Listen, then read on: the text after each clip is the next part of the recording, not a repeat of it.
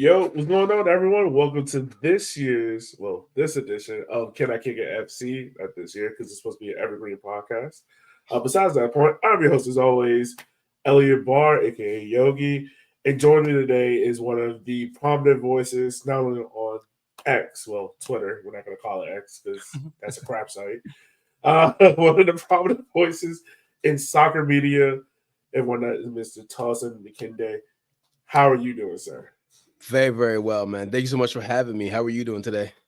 I can't complain, man. I'm kind of at that point now where I've seen too much soccer, Yeah, so now my brain is at overload mode, and I'm like, all right, I just need to decompress from everything.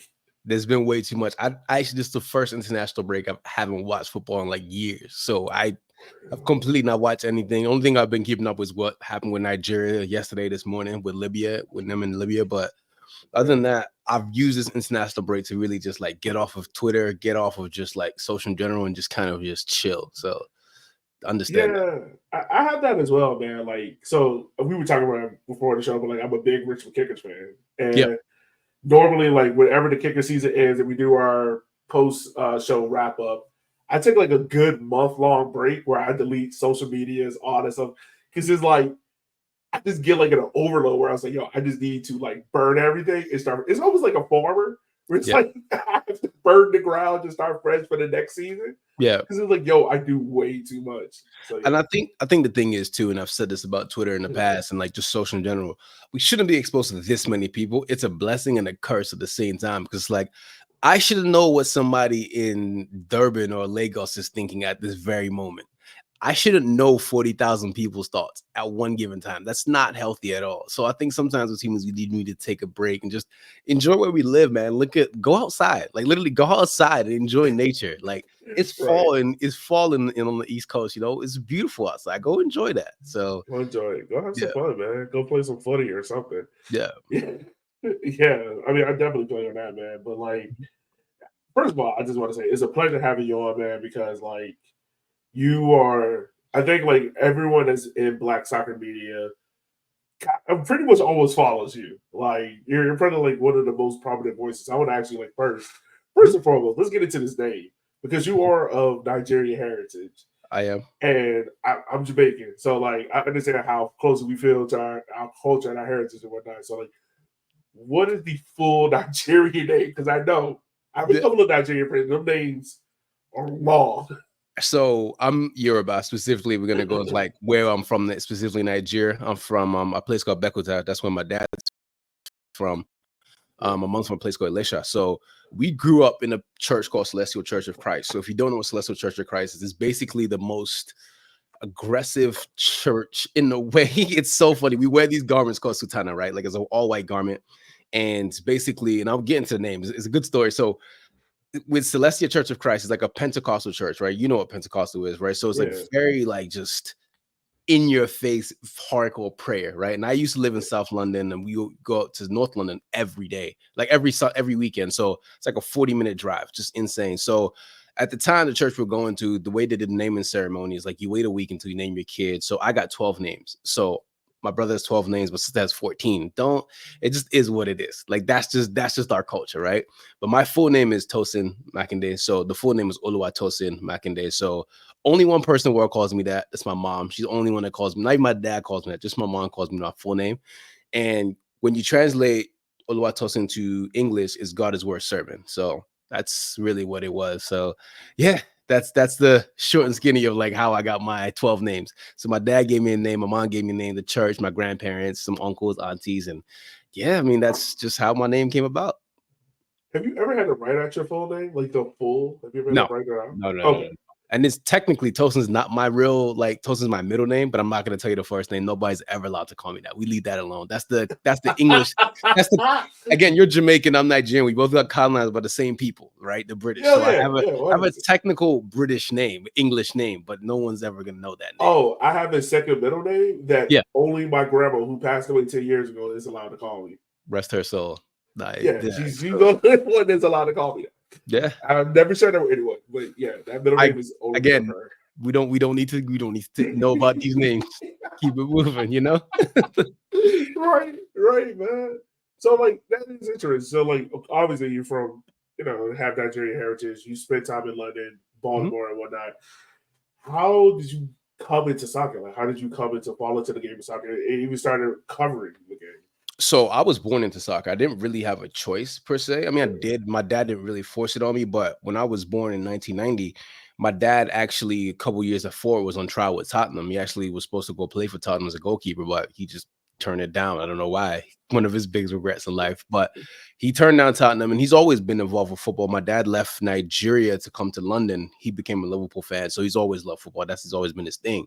So he's actually recorded every World Cup, like 86, 90. They've all on VHS tapes in my house in Baltimore. So when I was born, my dad always played, my uncles played. And, growing up in London, that was kind of like the thing that you did was play football, right? That's what everybody did was play football. Like you see it everywhere. Obviously, there's other sports, there's cricket, there's rugby, but football was the main thing when I grew up, at least. So my dad in 1994, the first time I've ever went to a soccer game was November 16th, 1994. I'll never forget it because that was the day after my brother's second birthday. So me, my dad, and I was 4 years old. So it was me, my dad, his best friend, and we all went to original Wembley Stadium to go watch England, Nigeria. And Nigeria wore these one-off kits that they've never worn before. And went to Wembley at 4 years old. In my life, I was like, I love this sport. I was like, that's it. 4 years old, I knew this was going to be my life. Became a Man United fan in 1995 because Andy Cole joined.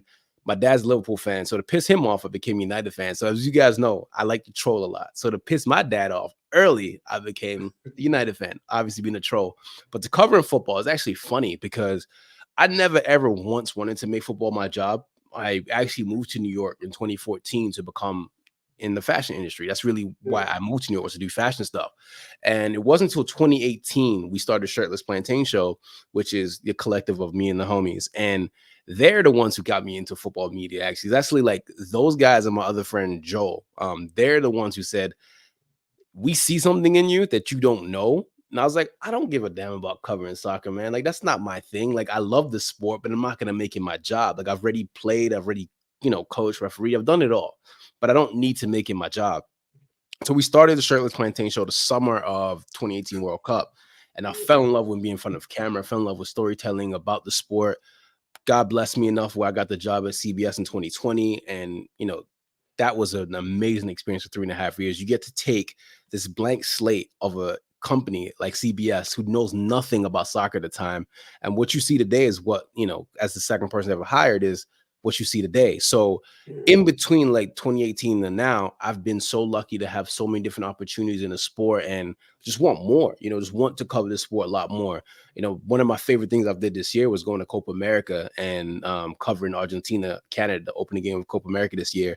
And then we also did a panel of like-minded Black people in soccer, and we're talking about what it's like to be in the sport in America.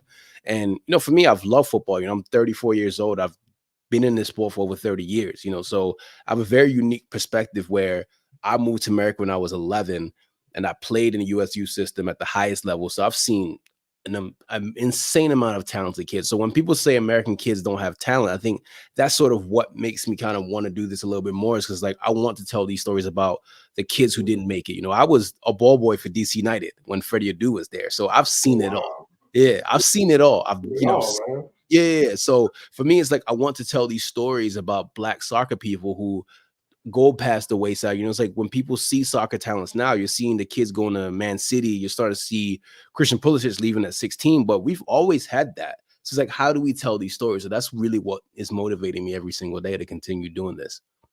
Man, you just dropped so much in it I want to pull apart. But I'm going to start off with the telling of the stories part because I think that's really interesting. Because I think me and you are kind of aligned in the same part, where it's like I created Can I Kick It to tell like the stories of African Americans and Black people in the sport across the diaspora.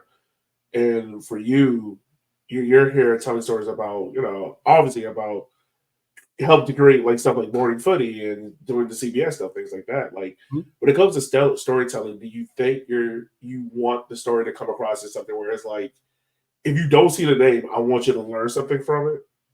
I think for me, that's just naturally how I do things. I Yeah. naturally try to educate in a weird way, but I don't do it knowingly. Like today, for example, Daniel Maldini played, right? And his grandfather played for Italy. His dad obviously is Paolo Maldini, and he plays. So it's just like I'm when I think about soccer, I always think about the past and how do I connect to the future. So it's always like there's always a way to educate in a way, but not doing it in a preachy way. So for me, it's like storytelling is important because you learn so many different things that you never once thought about or you might have forgotten. So for me, it's like, how do I bring these stories out and how do I have fun with it? I think that's the most important thing about storytelling for me is like have fun. There's so much beauty and chaos in the sport in the men's and women's department of football. It's just like just tell these stories, have fun. Doesn't matter if you're covering USL, if you're covering the Premier League, there's always good stories to tell. So that's just what it is for me. Yeah, no, I agree with that. It's kind of like if you care about what you're talking about, someone else is going to love it as well because they hear the passion in your voice For sure. and whatnot. So obviously, you're a Nigerian heritage. You are a Nigerian football fan. We saw the ups and downs you went through as a fan during the past AFCON. So I want to ask you about that experience, man. Like, how is it? First of all, how is it supporting Nigeria? I feel like it's the same as supporting Jamaica, where it's like you can be good, but then the federation is like, nah. So again, like I said, my first ever game I saw in person was England, Nigeria, 1994. Yeah. So 96 Olympics we won. I remember that. 98 World Cup. I was supposed to go to that World Cup. Literally the day of, my dad said he's not going to take me. So he ends up going to that World Cup with my uncles. He was at the game when Nigeria beat Spain 3-2, and I was so pissed at him. But to bring this point up, we lost to Denmark 4-1. I cried hot tears, man. I'm 7 years old, about to be 8 that summer. I cried, bro. I cried so hard. So 2000 AFCON, we lost to Cameroon. We got robbed in Lagos on penalties. So I've already, by the time I'm 10 years old, I'm already used to Nigeria's nonsense. Like I'm already used to this. This isn't, you're not gonna break my spirit because I already know. So when we lost AFCON this year in the final, I was like, oh well. I was like, what you want me to do? Like, I already know what they're gonna do. I already know how corrupt they are. Like, for example, Eze, years ago, him, Ola Aina, and Iwobi were together at Nigeria's camp like 2017, 2016, around there. Eze should have been called up. Now Eze's an England international. But these are the things that I've seen throughout the years. It's like, it doesn't bother me. So being a Nigeria fan is just like, you've dealt with this pain for so long that it's just like, at this point, I just collect stuff like this, for example. It's a Nike Tech that like I just like all the cool stuff Nigeria puts out. That's my sort of way of just dealing out with the pain. It's like at least we got cool kits, right? At least we look good. That's the most important thing, right? And Jamaica too, like you guys got the Adidas deal, so Jamaica kit. Again, Nigeria and Jamaica are tethers, man. We're one and the same person. I really truly believe that like these two countries are mirrors. And it's always funny when I see Nigerians and Jamaicans infight. I'm like, you do know you're the same person, right? Like literally you're the same. Yeah, 100%. Yeah, it's we just took a boat to get here. Yeah, I mean, Jamaica are the main characters in the Caribbean. Nigeria are the main characters on the continent. We make the loudest music. We're aggressively proud about where we're from. And if anybody talks crap about where we're from, we're gonna show you, like, hey, don't do that. So, we're one and the same. One and the same. Right, 100%, man. So, like, what is next for Nigeria? Because obviously, I think there's another AFCON coming up before the World Cup. Like, what's next for Nigeria coming out of the pipeline? So qualifying for the World Cup is most important. Right now, we're struggling to qualify for the World Cup, but I think the World Cup 2026 is the most important. I think Nigeria need to really figure out, one, the midfield, two, the defense. We have all the forwards in the world. I don't think there's a single country that has more forwards than Nigeria. I think we just have an insane amount of talent. You have Boniface, Osimhen. It's just that's obscene in itself. And Chuba Akpom doesn't even get called up. Chuba is doing well in Ajax. So the most important thing right now for Nigeria is figuring out World Cup 2026, figuring out the coach, and figuring out the midfield and the defense. I mean, there's so many talented players that should be called up. Like Gabriel Osho played for Luton, should be in Nigeria a long time ago. Fisaya Dele Bashiru, who just scored against Libya. His brother Tom actually played for the U20 in the U20 World Cup. Tom plays for Watford. He should be called up. Rafael Ndinka, I think he should be Nigeria's number 6. He plays at Club Brugge. It's like there's so much talent, but it's just how do we get it all together? But I think Nigeria, in a weird way, is a microcosm on the pitch of the country where it's so much potential, but it's held back by greedy uncles and aunties. That's really what it is. It's like you could be so much better than what you are, but you're held back by so many just corrupt people that's just in it for themselves. You only see the short term to the long term. That sounds about Jamaica. Yeah. I mean, the same thing. You guys had there's so many dual internationals should have been called up a long time ago. But again, these are the things that we deal with. These are the countries that we're from, and that's the nonsense we have to deal with, right? Right. Like I'll never forget hearing the story about how Jamaica was neck and neck with England about getting Raheem Sterling, And the thing that made Sterling choose England over Jamaica is because Jamaica FA at the time was like, "Oh yeah, that endorsement fee, you're not going to get that. We're going to take that." Sounds And it about was right, like no, you don't tell him that. You don't bro. tell him that. You know, David Alaba was supposed to play for Nigeria. Yeah. Yeah, so I'm not gonna get into that story. David Alaba was supposed to play for Nigeria, and it's just like you look at all these talented kids like Karim Adeyemi, and you just the list goes on and on. Because again, here's the thing with Nigerian people, because our country is so difficult to live in, people escape and people go to other countries. They go to Austria. They go.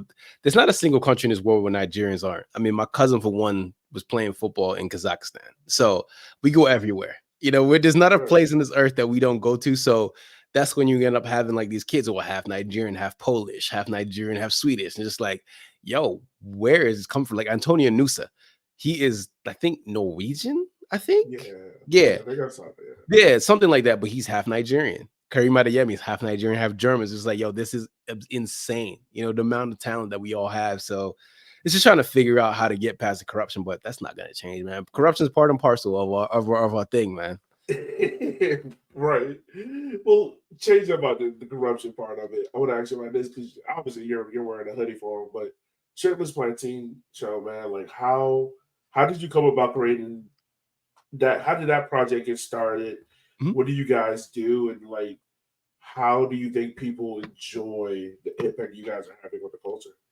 So we are for Nigerians, specifically for Yoruba people.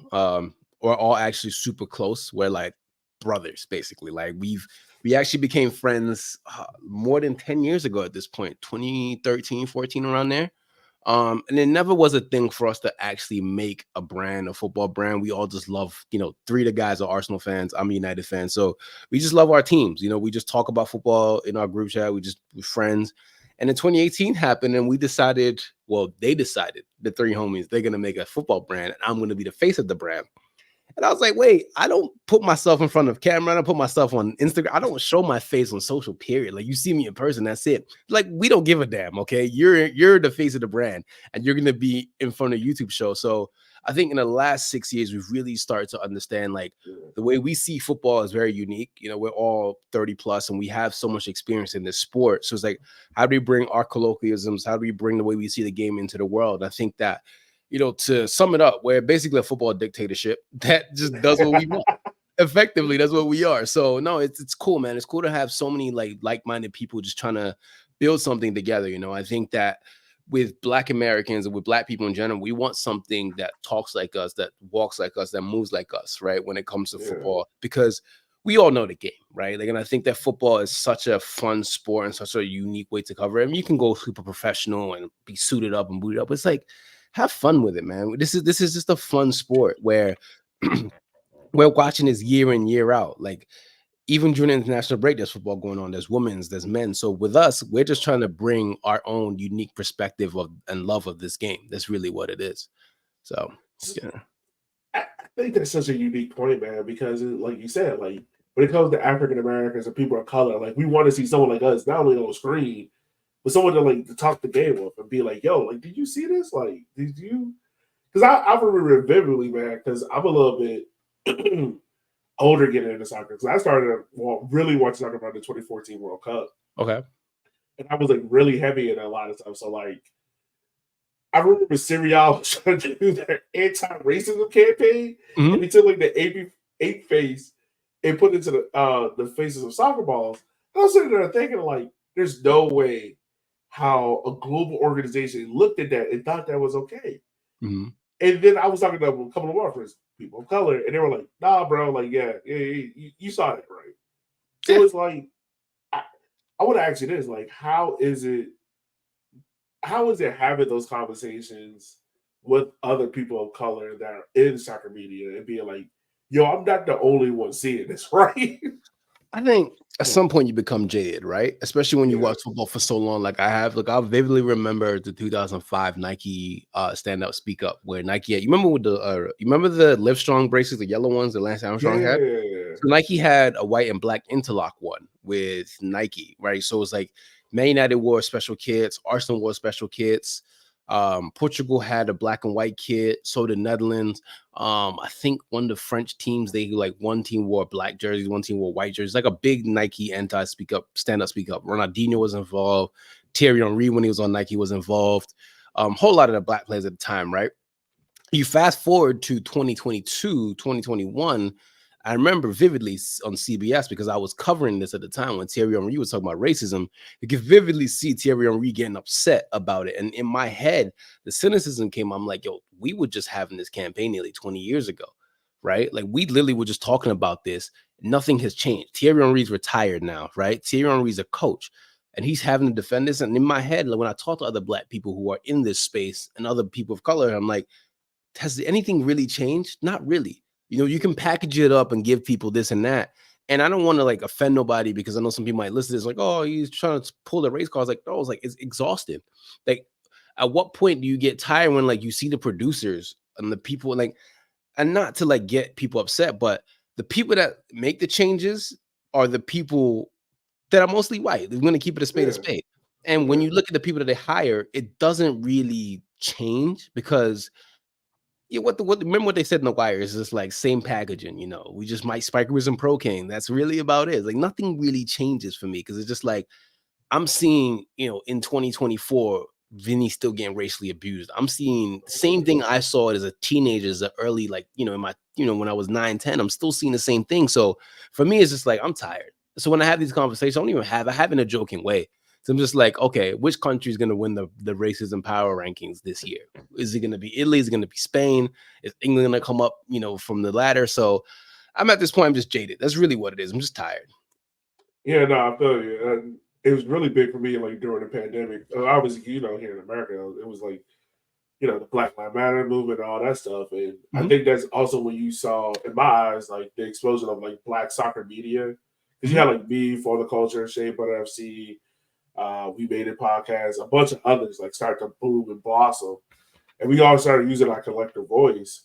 And then we realized, like, yo, all these people are starting to reach out to us, and we're thinking they reach out to us because they know, like, oh, we can talk about the game, but they're asking us to talk about race and racism and whatnot. And then after that, we're thinking, like, all right, cool, we're making connections and building, but then nothing comes from it. And it took me a while because I was young and naive. And I realized, like, oh, they really only use Black people in soccer media just to talk about race. And like your point you said about like Thierry Henry, like I've always, to me personally, this is why I think I would not be allowed on TV if it comes to the kind of conversation, because I would tell them straight up, why are you asking me about it? I already know how it feels. Why are you not asking my white counterpart? It's not up to me. Just fix it. Yeah. You know, but that's just me. No, I mean, I feel the same way. It's just like you can't keep using Black people as a prop whenever racism happens. You have to have these conversations, and this changes in the way who you hire on TV. It changes in the way who you hire as your producers, you hire as your showrunners, who you hire as your editors. All these things matters. It hires at the boardroom level, and when all the people at the top look like you're not going to see any change. When you start to change that up, that's when you start seeing change. You start actually allowing people to be themselves.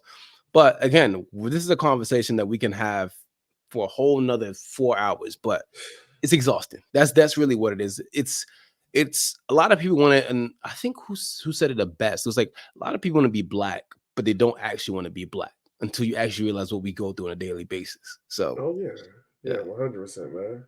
Everyone loves the color, but no one loves what the color come with. Yep, exactly how it goes. Yeah, no, I feel you on that. Look, back to Shirley's Plantation, right? Because I love so much of what y'all do. Like, what would you say for someone that has never listened before? Like, what does the show give you? Like, is it more tactics based? Is it more like a cultural conversation? Are we talking fashion? Like, what does the show really base itself in? We are truly like a Swiss Army knife for everything. You'll hear tactical breakdowns, you'll hear jokes, you'll hear just the most rambunctious one-liners, you'll hear so much banter. But at the end of the day, we know the sport very well. We know the sport better than most people, and I'm just not even trying to toot my own horn, but these are legit. All of us grew up watching football in the 90s, like in the 2000s and the 2010s and the 2020s. So we are all guys who watch every league too. So it's not like as if we just cover one league. We cover Serie A, Premier League, La Liga, Bundesliga, League On. And from time to time, we'll cover different things. We also have a USA edition where people cover the MLS and they'll cover the NWSL. So it's like we try to amalgamate everything into one podcast where it's just like you'll get everything that happened in the weekend. So, for example, if racism happened, we'll talk about it. But you'll hear it like it's like hearing like your cousins talk effectively. Yeah. Imagine your cousins talking shit about football. That's literally if I can sum it up. Just imagine you and your cousins during Thanksgiving just talking about sport. You know how like during Thanksgiving, you watch NFL during Thanksgiving with your cousins. Yeah. Imagine that. So it's just like, we're just like a big family that talks about our favorite sport and in the most unique way that we can. Yeah, man. I mean, that sounds like a good podcast there, man. Yeah. And I mean, also, I think it makes it easier for like, because being here in America, I think a lot of people are African Americans are getting into soccer and they're looking for those things to connect with. And it's like a lot of our, so I went to HBCU, JC University, we just had a homecoming. And every year, like, I've gone back. A lot of my friends are like telling me, like, yo, watch this game, or like, yo, I just got this kid. And it's like, I can see them starting to grow and like starting to enjoy the game. And then ask me like, "Yo, do you know of any like, podcasts or anything like that, man?" And I reckon I tell them all the time, like, "Yo, check out like find other Black soccer media people and follow them, and then see how they view the game, and then you'll start to learn more from it." No, for sure. And it makes it easier, man. Yeah, it does. And it's beautiful for me to see how much the sport has grown because I remember when I moved here, man, it was tough to watch football. Like I'm watching this intense of sports. We're watching on like, just the most illegal ghetto cable ever. And it's just like, if you love something that much, you'll figure out a way to watch it. I was still watching games in the 2000s before now. And now, like, it's so accessible to watch football everywhere. And I think that's the most beautiful thing. My favorite example of how much it grew was during, was it the 2019, 2020 AFCON around then? I lived in Bushwick and I'm walking home and I'm watching Nigeria on my phone. I'm like, yo, I couldn't do this in 2004, but I'm walking in Brooklyn watching Nigeria on my phone. This is insane. So you can see how much it's grown through technology, through people, how much love. And you've seen, I was in the gym this morning, kid wearing a Man City jersey, didn't like it, but I'm like, yo, that's so fire. Like, he doesn't even know how much football I love, how much I love the sport. But you're seeing kids now just walking around wearing jerseys, people just enjoying the sport. And it helps like these next few years is going to be peak for American soccer. We got the World Cup here. We got the Club World Cup here. We also got possibly the Women's World Cup coming here too. So there's so much just happening in America, and that's just going to help it grow. Man, it's I feel like this is going to be like another like soccer boom. Like you can kind of look like every 10 years, there's like a soccer boom that happens. And like I feel like in 2026, really 2028, like you're gonna see like another big explosion, like another boom that's gonna happen. Yes. I want to ask you this question, kind of like pivot into that. Like I've brought up a couple times over like the Black soccer media soccer boom that happened in like 2018, 2019. For someone that's like, you're kind of like the apex of it. Like you started it and whatnot. Like, how was it seeing all these different Black media podcasts or writers and stuff like start to emerge and come into their own voices and whatnot? It's beautiful.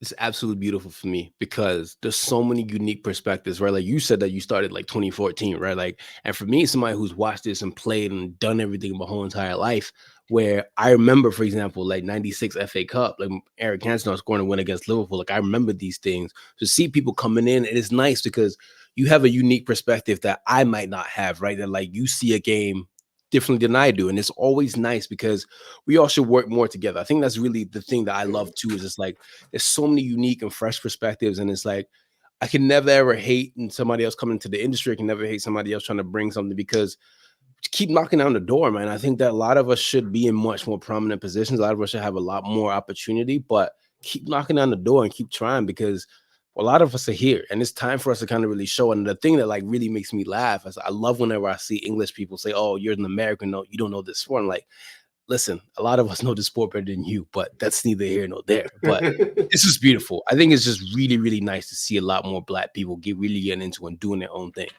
Yeah. I always laugh at your tweet where you're like, yo, I hate to find out when Man United fans started watching like Ferguson.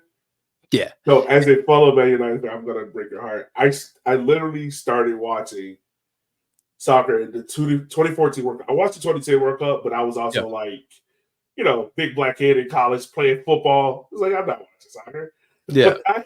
So 2014, I started watching, and I was like, my friend at the time had a Man United scarf. Yeah. So I was like, yo, all right, I stopped following them. Like, any place to work out. He was like, yeah, like literally, our new manager is the head coach of Netherlands. From that point, and I saw how the Netherlands played, I was like, oh, Man United could be fun. That could be cool to follow. I was so disappointed after that.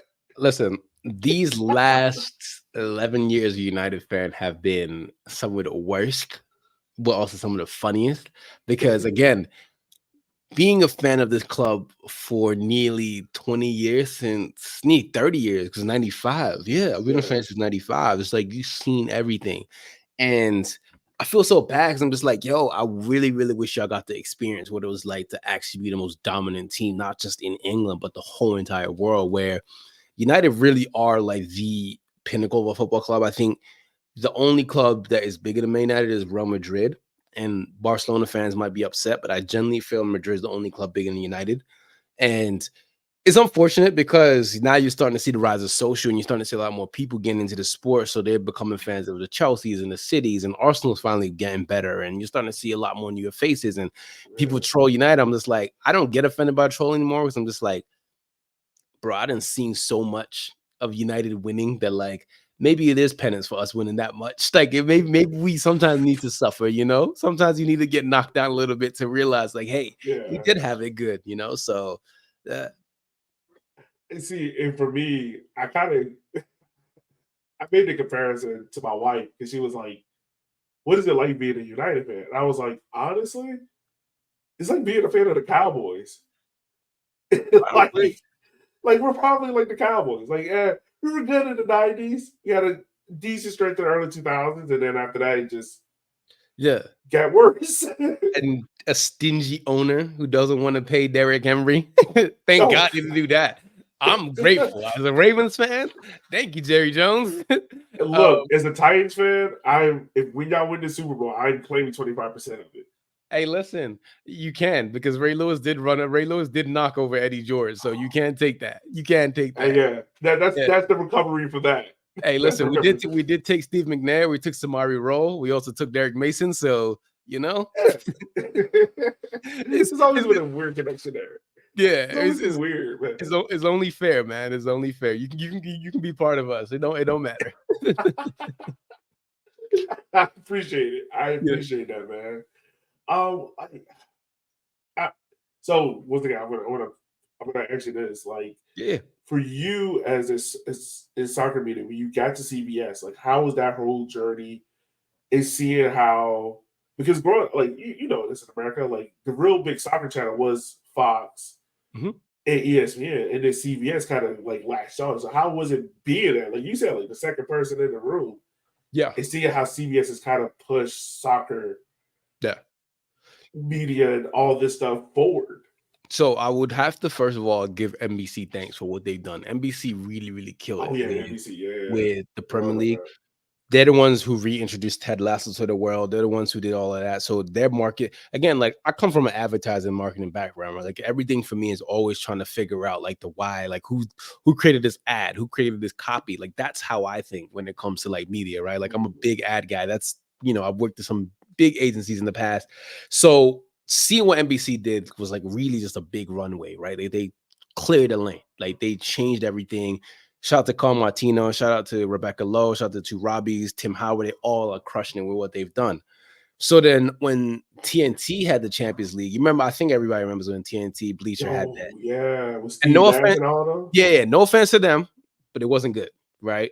It wasn't that good, but it was very casual, right? It was very casual, and like you can see the idea of what they were trying to build, but the execution wasn't there at all. And shout out to my guy Mo Adu, because Mo Adu, like he was there too. Kate Abdo was there. Forgot who else was there. Steve Nash was there, obviously. But what's his name?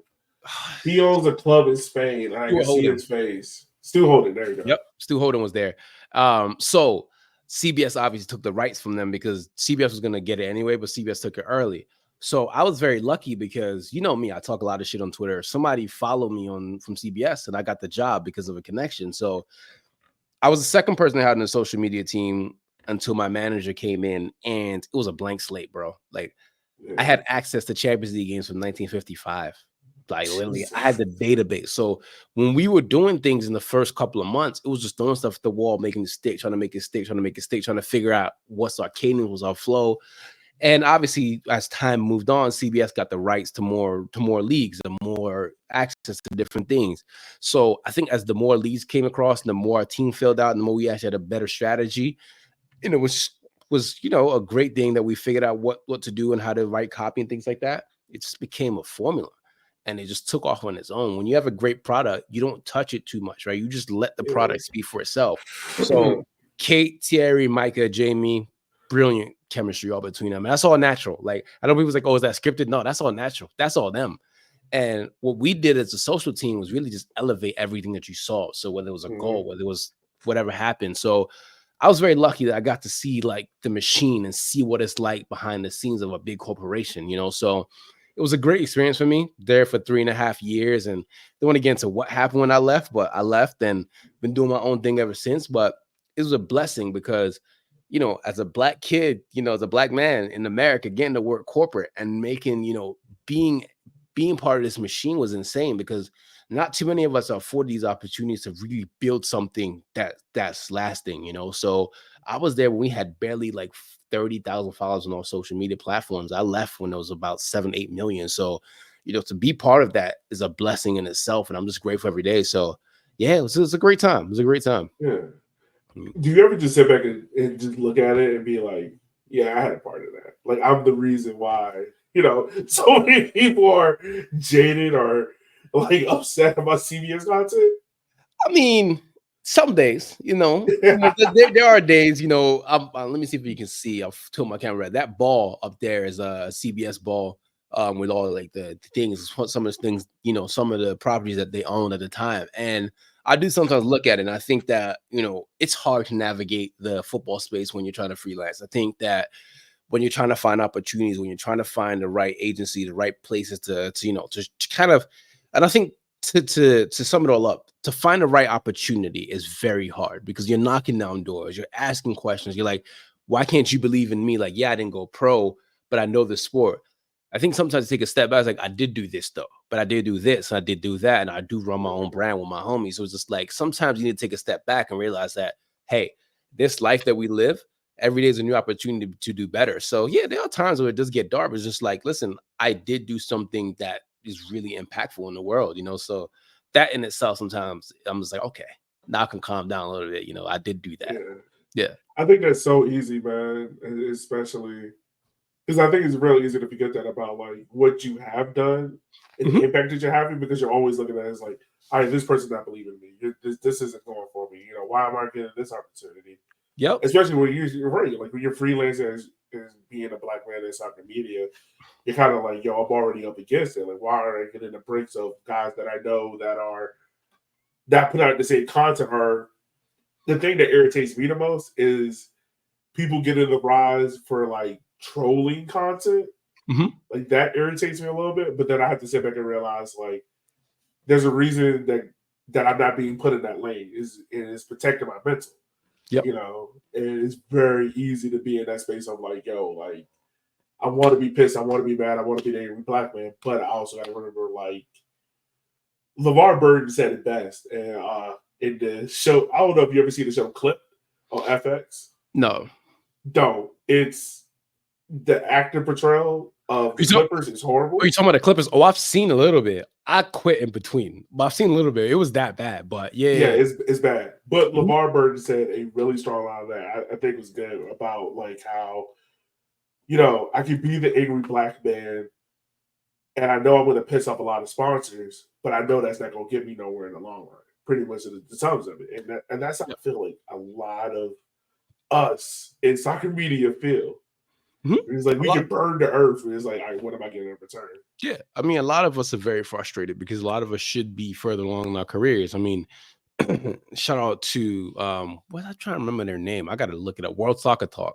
I'm sure you probably saw my tweet the other day when last week when they were like, oh, why isn't there not a lot of American people in studio? And I was just like, in my head, I was just like, I mean, the answer is right there. And I'm not even trying to throw shade to nobody.